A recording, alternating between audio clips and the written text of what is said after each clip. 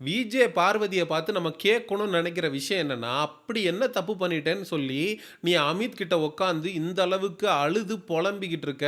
வெளியில இருக்கிறவங்க அப்படி நெனச்சுருவாங்க, என் சொந்தக்காரன் இப்படி நெனச்சுருவான், என் அண்ணன் இப்படி கேவலமா நெனச்சுருவான், எங்க அம்மா என்ன பத்தி என்ன நெனப்பாங்க? நான் ஒவ்வொரு முறையும் எங்க அம்மா கிட்ட போய், "அம்மா நான் இந்த மாரி பண்ணிட்டேம்மா, நான் ஒவ்வொரு முறையும் விளக்கிக்கிட்டே இருக்கேன்."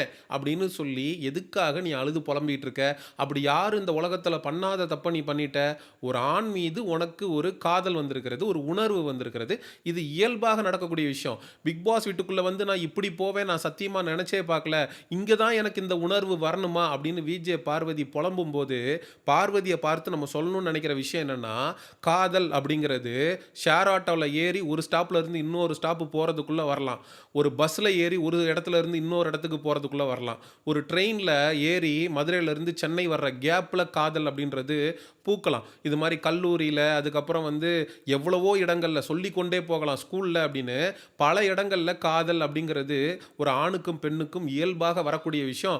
அது பிக் பாஸ் வீட்டுக்குள்ள வரக்கூடாதுன்னு சொல்றதுக்கு யாருக்குமே உரிமை கிடையாது.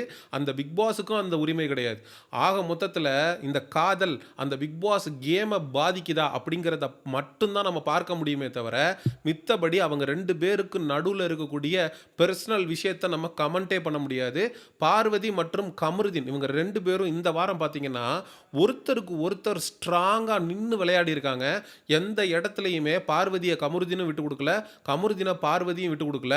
இந்த மைக் இஷ்யூல ஒட்டுமொத்த வீடும் விஜே பார்வதி மற்றும் கமருதீனுக்கு எதிராக நின்னபோது, இவங்க 2 பேரும் இந்த ஹைனாக்கள சமாளிக்கிற சிங்கம் மாரி எதிர்த்து நின்னு போராடி இருக்கிறாங்க. இன்னும் விஜய் சேதுபதி அவர்களுடைய வீக்கெண்ட் எபிசோட இவங்க கடந்துட்டாங்கன்னா, கண்டிப்பாக டாப் 6ல கமருதீன் மற்றும் விஜே பார்வதி 2 பேருமே போயிடுவாங்கன்றதுல நமக்கு எந்த விதமான மாற்று கருத்தும் இல்ல. இப்ப விஜே பார்வதி உட்கார்ந்து அழுது புலம்புவதற்கான காரணம் என்ன? ஏன் அப்படி நினைக்கிற? நீ வந்து கமருதீன சூரிய நமஸ்காரம் வந்து கண்கட்டதுக்கு அப்புறம் பண்ணி என்ன பிரயோஜனம்? அப்படின்னு சொல்லி பெரியவங்க சொல்லுவாங்க. நீ முன்னாடியே யோசிச்சிருக்கணும். ஒரு உணர்வு அப்படின்றது வரும்போது, நீ அங்கேயே அணை போட்டு தடுத்திருக்கணும். ஆனா உன்னுடைய உணர்வ வந்து நீ கமருதீன் கிட்ட எக்ஸ்பிரஸ் பண்ண. கமருதீனோட நீ ஸ்டாப் பண்ணல. ஏன் ஸ்டாப் பண்ணல அப்படின்னா, வெளி உலகம் அப்படின்னா நம்ம அத ஸ்டாப் பண்ணியிருக்கலாம். பிக் பாஸ் வீட்டுக்குள்ள நீ காலையில எந்திரிச்சதுக்கு அப்புறம் கமருதீன் மூஞ்சில தான் நீ முழிக்கணும். உன் மூஞ்சில தான் அவன் முழிக்கணும். அப்போ ஒரு குளோஸ்டு என்விரான்மென்ட்ல ஒருத்தர ஒருத்தர் அவாய்ட் பண்ண முடியாது. எண்ட் ஆஃப் த டே அந்த உணர்வு அப்படின்றத கட்டுப்படுத்த முடியாம விஜே பார்வதி பிக் பாஸ் கிட்ட அழுது புலம்புது. பிக் பாஸ் என்னால என்னுடைய உணர்ச்சிகள கட்டுப்படுத்த முடியல பிக் பாஸ் பண்ணி. எதுக்காக நீ உன்னுடைய உணர்ச்சிகள கட்டுப்படுத்தணும்? புரியலையே! எப்பவுமே காதலோ, இல்ல நட்போ, எந்த ஒரு உணர்வுமே இயல்பாக வரும்போது, இயல்பாக பூக்கும்போது, அது ரொம்ப பியூட்டிஃபுல்லா இருக்கும். உனக்கு கமருதீன் மேல ஏற்பட்டிருக்கக்கூடிய ஃபீலிங்ஸ் உண்மை அப்டின்னா, அது எதுக்காக நீ ஹெசிடேட் பண்ற? ஆரோரா சின்க்ளேர் போன்ற ஆட்கள் ஃபேக் பண்ணி, பிக் பாஸ் வீட்டுக்குள்ள இருக்கக்கூடிய ஆண்கள தங்களுடைய சுயநலத்திற்காக பிக் பாஸ் வீட்டிலே அதிகமான நாட்கள் இருக்க வேண்டும் என்பதற்காக பயன்படுத்தி, துஷார் போன்ற நபர்களை வெளியேற்றி கூட, கொஞ்சம் கூட அத பற்றிய குற்ற உணர்வு இல்லாம, அடுத்து கமருதீனோட சேர்ந்து ஃப்ரெண்ட்ஷிப்னு ஒரு ஜோன்ல இருந்து, இப்ப வரைக்கும் சர்வே பண்ணிக்கிட்டு இருக்க ஆரோரா சின்க்ளேர்லாம் வருத்தப்படாம, ஃபீல் பண்ணாம ஒரு கேம விளையாடும்போது, விஜே பார்வதி நீ கமருதீனோட உனக்கு உண்மையிலேயே அந்த ஃபீலிங்ஸ் இருக்குன்றத நீ சொல்லியிருக்க. எந்த பொண்ணும் அத ஒத்துக்க மாட்டா. அதாவது எனக்கு ஃப்ரெண்டுக்கு மேற்பட்ட ஃபீலிங்குன்னு சொல்லி நேத்து வரைக்கும் பேசிட்டு இருந்தாங்க. இன்னைக்கு கமருதீன் போட்டு உடைச்சுட்டான். ஆமான்டா எஃப்ஜே லவ் தான் பண்றோம். என்னடா? ஆமா அதான் நானும் கேட்கிறேன். லவ் பண்ணா என்னடா பிரச்சனை உங்களுக்கு? ஒரு காதல் அப்படின்ற ஒரு விஷயம் வந்துட்டா, அது தப்பா தான் போய் முடியும் அப்படின்னு டிசைட் பண்றதுக்கு நீ யாரு?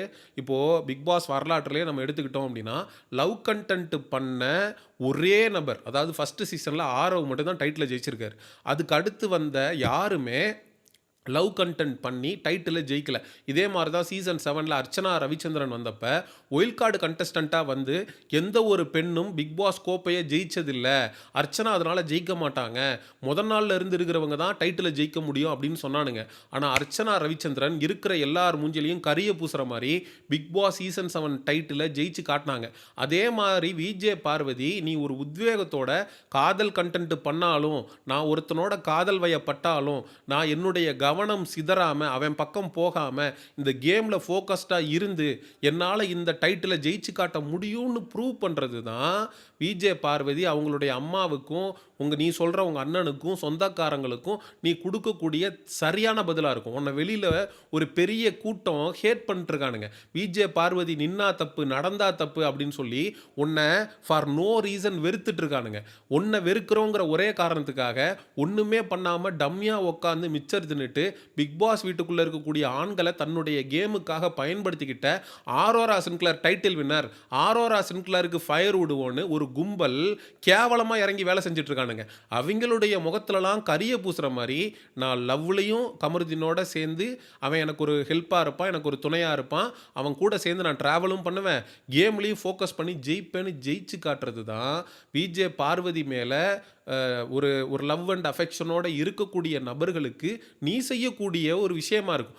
அதை விட்டுட்டு அழுதுகிட்டு புலம்பிக்கிட்டு இவன் எப்படி நினச்சிருவான், அவன் அப்படி நினச்சிருவான், இந்த ஊருக்காக வாழ்கிறத இன்னும் எத்தனை நாளைக்கு பண்ண போகிறீங்க? ஊரில் இருக்கிறவன் சொந்தக்காரன் அவன் இவன் 1000 பேச தான் செய்வான். நீ நின்னாலும் குத்தம்மா, நடந்தாலும் குத்தம்மா, ஒரு பொண்ணுனா இப்படி தான் இருக்கணும்னு சொல்லுவான்.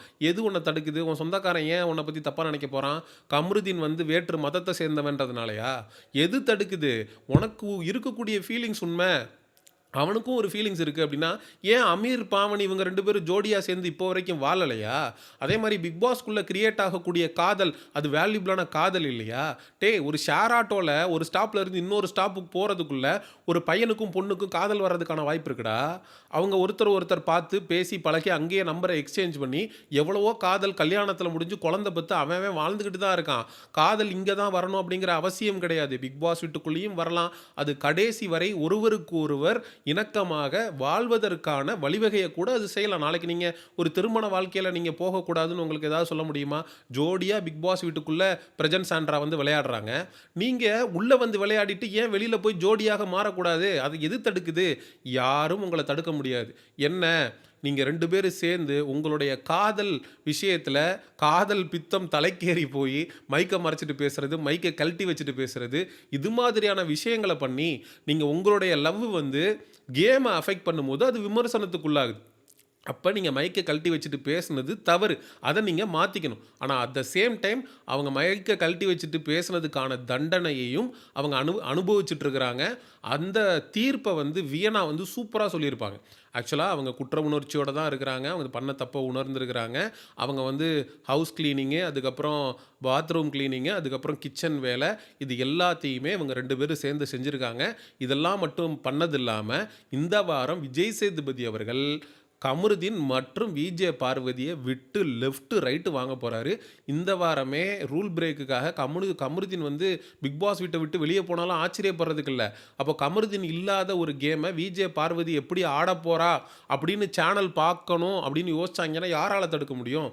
இந்த சீசனுடைய எவிக்ஷன் ப்ராசஸ் ஓட்டிங்கை நம்பி இல்லையே. ஓட்டிங்கை வச்சு தான் எவிக்ஷன் ப்ராசஸ்னால் திவாகர்லாம் வெளியில் போயிருக்க வேண்டிய ஆளே இல்லையே. அதனால் இந்த வாரம் ரோஸ்டிங்கோட கமருதீனை விட போகிறாங்களா, இல்லை கமருதீனை இந்த வாரம் வெளியில் அனுப்பி பார்வதியுடைய கேம் கமருதீன் இல்லாமல் எப்படி இருக்குது அப்படிங்கிறத பார்க்கணுன்னு சேனல் நினைக்க போகிறாங்களா அப்படிங்கிறத பொறுத்திருந்து தான் பார்க்கணும். சரி, இந்த விஜே பார்வதி மற்றும் கமருதீன் இவங்க 2 பேருக்கு நடுவில் காதல் இருக்கிறதுனால என்ன தப்பு அப்படின்ற கேள்வியோடு உங்ககிட்ட நான் முடிக்கிறேன். காதல் சரி அப்படின்னா அதையும் கமெண்ட் பண்ணுங்கள். இல்லை ப்ரோ, பிக் பாஸ்க்குள்ளே போனது கேம் ஆடுறதுக்கு தானே, அங்கே போய் காதல் பண்ணுறதுக்காக போனாங்க, அது ரொம்ப தப்பு ப்ரோ அப்படின்னு நீங்கள் நினச்சிங்கனாலும் கமெண்ட் செக்ஷனில் சொல்லுங்கள். அண்ட் எக்ஸ்க்ளூசிவ் பிக் பாஸ் அப்டேட்ஸுக்கு மிஸ்டர் சியோன் சேனலை சப்ஸ்கிரைப் பண்ணுங்கள். See you in the next video. Bye bye.